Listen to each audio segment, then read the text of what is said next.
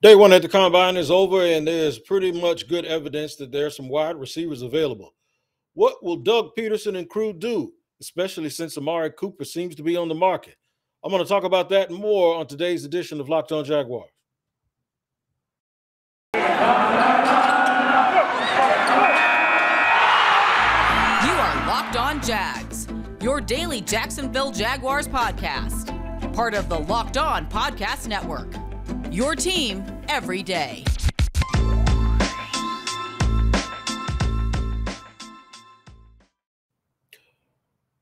Thank you guys for joining me here today on Locked On Jaguars. I am Tony Wiggins. You make us your first listen every single day, and we appreciate that. And we are free on all platforms and wherever you get your podcasts. Also, man, it's just good to be here on a beautiful Friday here in Northeast Florida. We're going to talk some wide receivers today. Talk first day of the combine.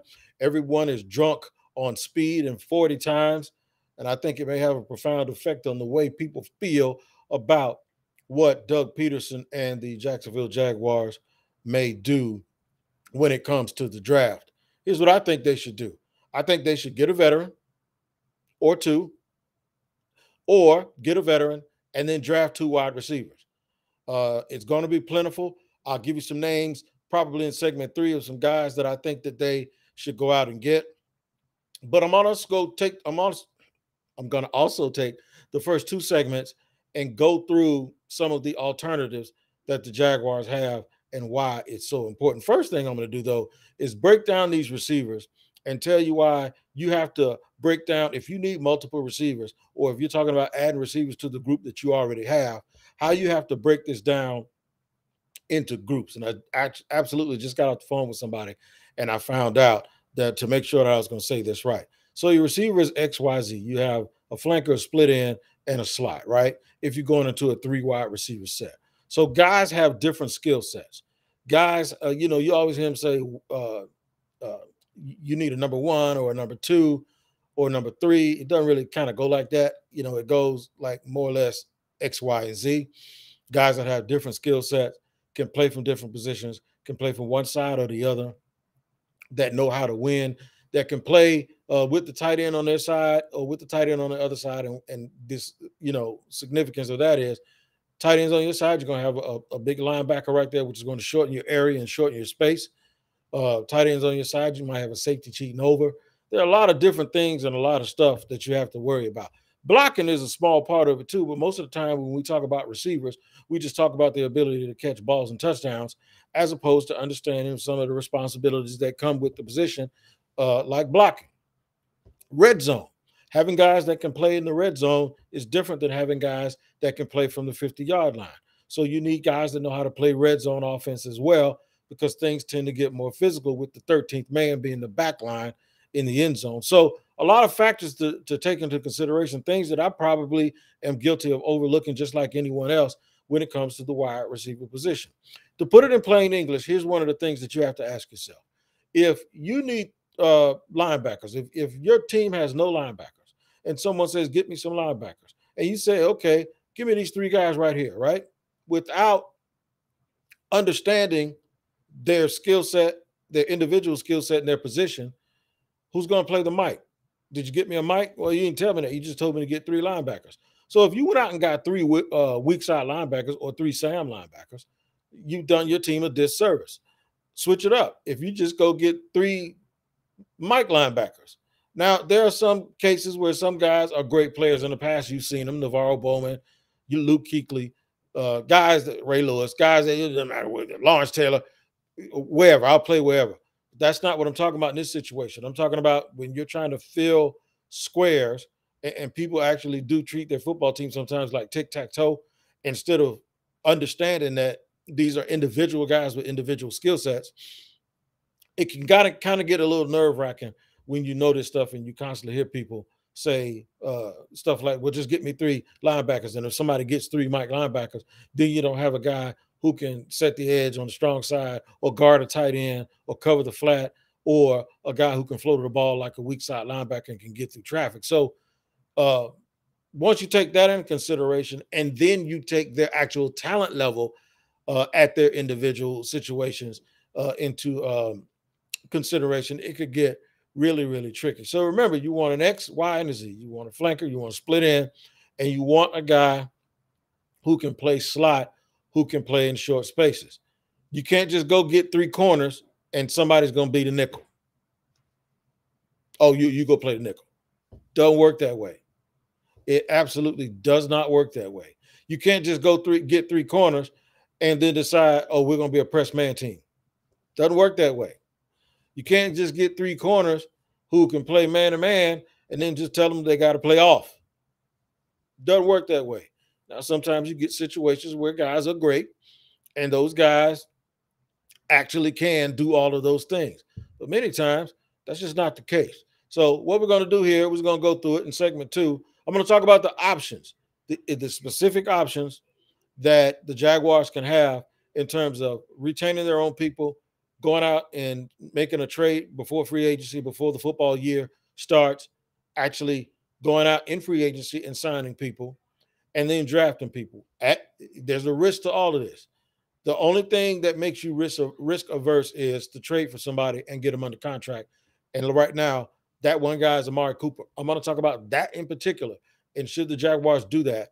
And I'll tell you why I think they should in just a second here on a Friday on Locked On Jaguars.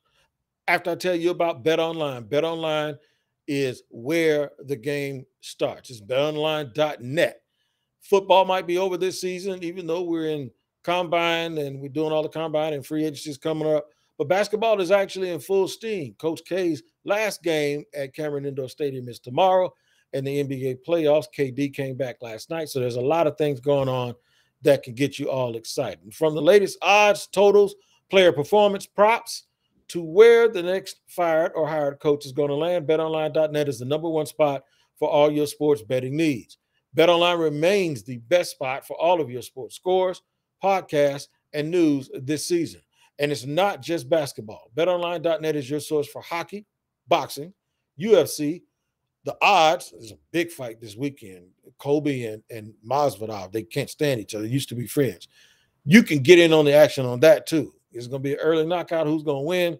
All of that stuff. They got all kinds of props at betonline.net, and you can check it out. So you need to head to the website today to use your mobile device to learn more about the trends and action, because BetOnline is where the game starts. And I know where you start here with us every single day on Locked On Jaguars, and we really, really do appreciate it. I want to let you know about Locked On NFL. Yours truly hosts one of those shows on Wednesday with James Rapine. Is it's the Locked On experts covering the biggest stories around the NFL every Monday through Friday. And there's a lot going on in the news cycle right now. And we do that in less than 30 minutes. So it's free, available wherever you get your podcast. So make sure you make that your second listen. All right. What can the Jaguars do? All right. The Jaguars can either wait until free agency to go out and take their chances, that because they have more money than most teams, that they can go out and sign that guy. But you have to watch out for a lot of things, like teams will franchise people and keep them off of the market. Teams will tag them so that you'll have to give that team compensation. Teams will tag them so that those teams can attempt to match any offer that is given.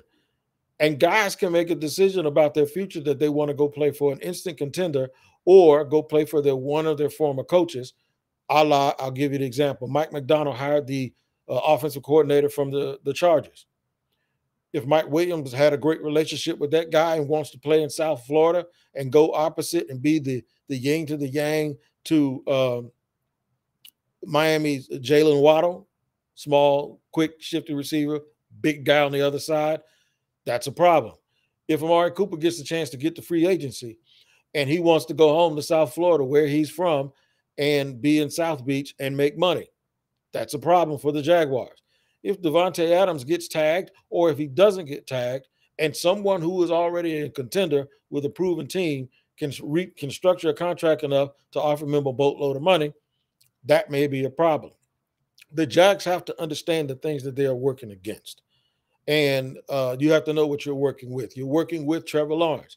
People had a real good feeling about Trevor, because even though statistically he didn't play well, what happened last year was he was the adult in the room, as I'll give Louis Riddick credit for saying yesterday on TV that he handled that and it showed his maturity. So he's earned some points in around the league as for what kind of person and player he is, even though the team didn't play well. So from that perspective, you have to know what you're working with and what you're working against. Trent Baalke might be something that's working against you.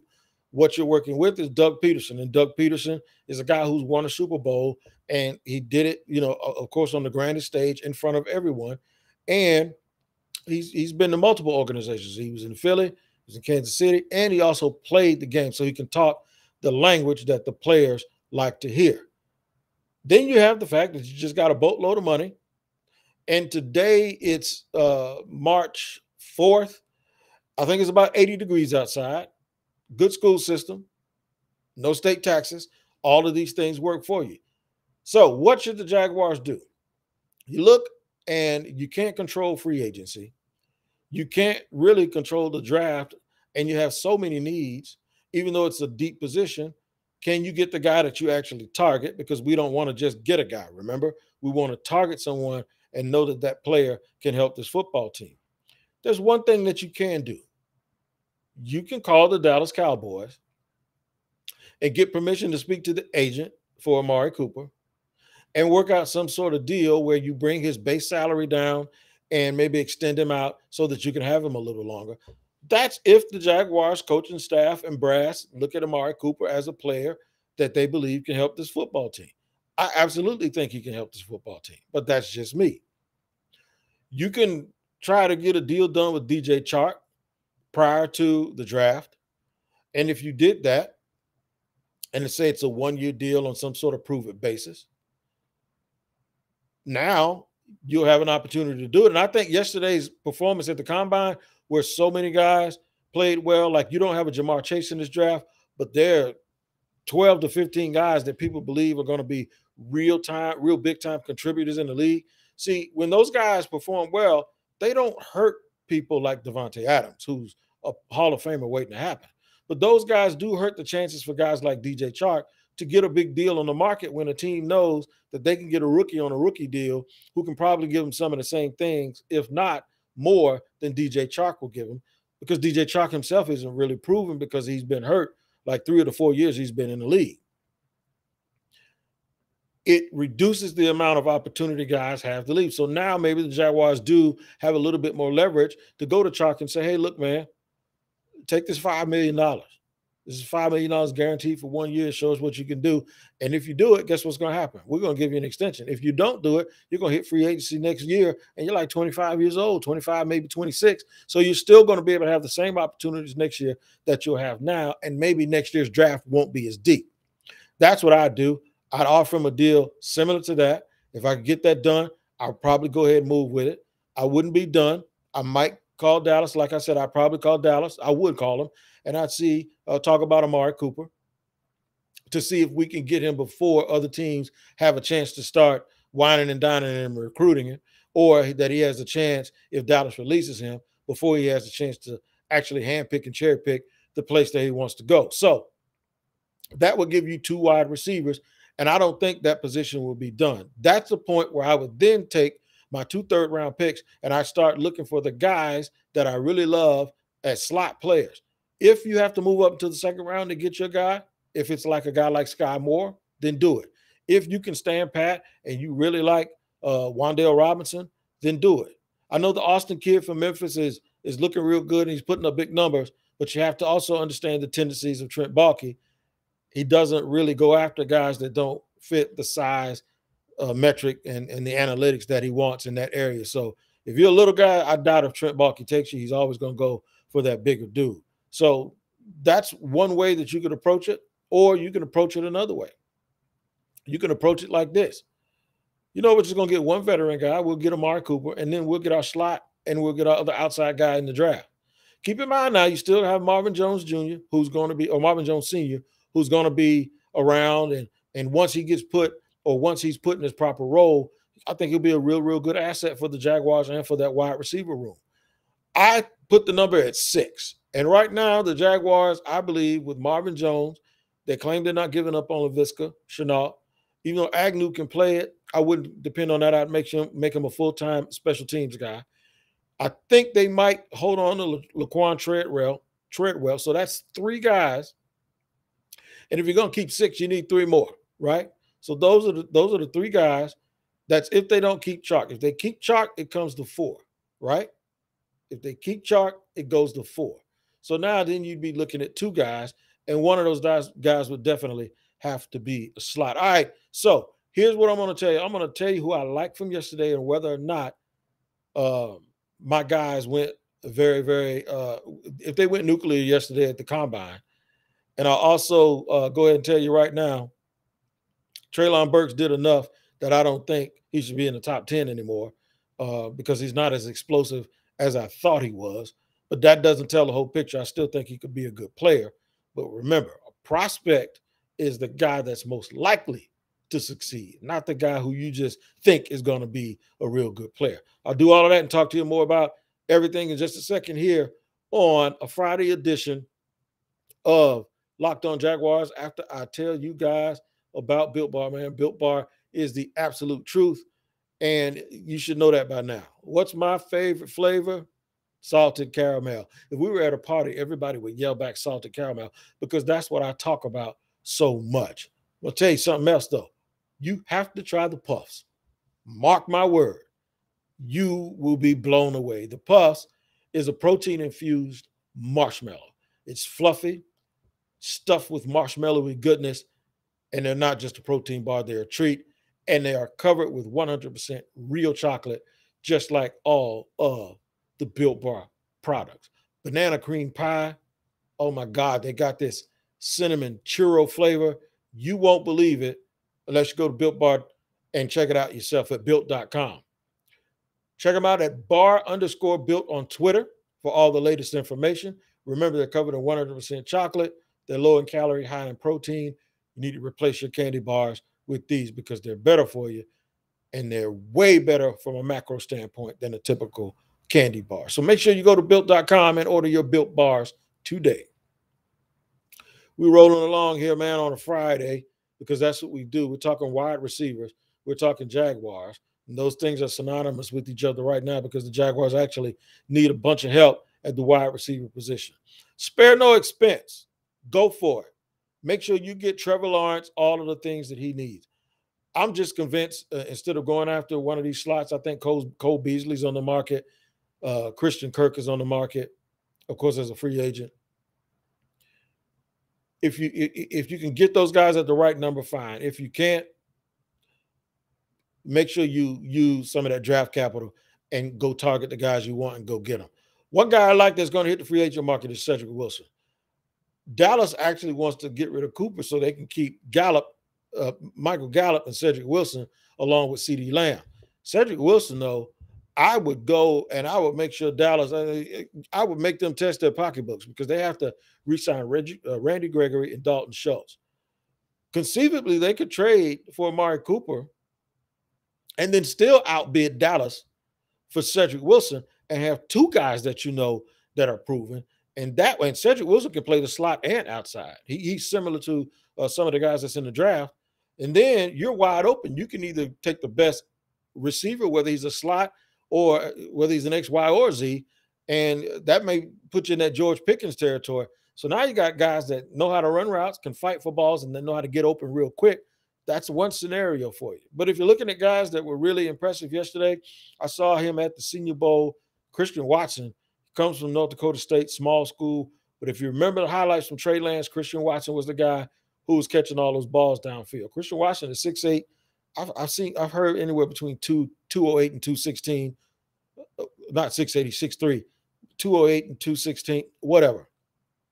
The dude burnt a 4.3 at that size yesterday and had an incredible vertical jump, an incredible long jump, and is the absolute truth. So Christian Watson, man, is a guy that you might want to look forward to on draft night if you think about the Jaguars in that second round range, even though I know they have a bunch of needs. All of this depends on free agency. Do they address the offensive line and particularly edge in free agency before they're able to get to that? And all of those things are contingent on, all of the draft is contingent on what they do in free agency. But Christian Watson impressed. The guys from Ohio State impressed. I'm a bigger Chris Olave fan than I am a Garrett Wilson fan. But Garrett Wilson ran a tenth faster than he did. It just depends on what you like. I think Olave is a guy that can play inside and out. I think Garrett Wilson is strictly an outside guy who kind of leaves his feet a little bit too much for me. And I love the route running of a guy like Chris Olave. Jahan Dotson didn't run as fast as I thought. He ran a 4.42, which is still fast enough. But he can really snatch the ball out of the air with his hands. And being a guy that is only 5'10 and a half, he's still an outside receiver. So from what I saw, Jahan Dotson is another guy I believe can help the Jaguars. Calvin Austin III, like I said, he's small but quirky and twitchy, super, super fast. I'm not going to sit here and go all over, over and over with him, but I don't think Trent Baalke is going to take a guy that small unless he can be convinced to do it by Doug Peterson. I really like George Pickens. I like the fact that he's overcome his injuries. He's a real tall, rangy receiver who can really stretch the field. It reminds me of George Pickens reminds me of T. Higgins. So that would definitely be an option for me. All right, those are some names to think about. Keep watching the Combine. The action is hot and heavy. It's almost prime time. It'll be on in a while. This is a drive time edition of Locked On Jaguars. I'm giving you some ideas and my thoughts. So many people keep hitting me up on Twitter, and I'm sorry to act like I'm ignoring you. But what I really just want to tell you is, man, just listen to the podcast, because most of the time I answer those questions anyway. And a lot of times when you guys tweet me and ask me to answer those questions, what I'm really doing is driving or cutting hair or doing something. So I'm really, really busy. And then if I kept answering those questions over and over again, then I'd be tied up doing that all day. The best way to get answers on these subjects is to listen to the Locked On Jaguars podcast here every day and make it your first listen. Now make your second listen, the Locked On NFL Draft with Ryan Tracy and former NFL cornerback Eric Crocker. They bring the NFL Draft to life every day with insight and analysis on college football prospects and NFL front offices. It's free and available wherever you get your platforms, just like Locked On Jaguars is. Look, man, I want y'all guys to have a nice weekend. Stay well and continue to take care of each other. Watch the Combine, formulate all of your opinions, and let me know what you think the Jaguars are going to do. And I'll be right back in the same place on Monday. Until then, you guys continue to take care of each other. And thank you for watching Locked On Jaguars.